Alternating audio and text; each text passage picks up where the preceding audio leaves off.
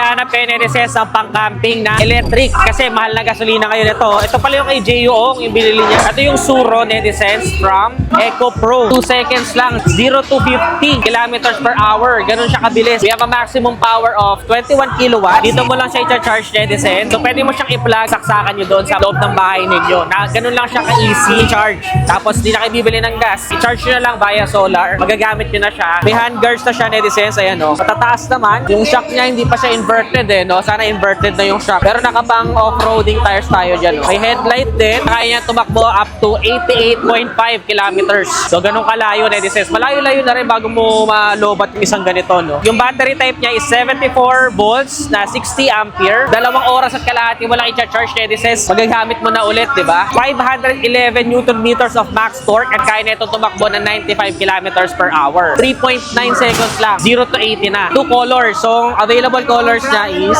desert brown and carbon black. 375,000 pesos netizens.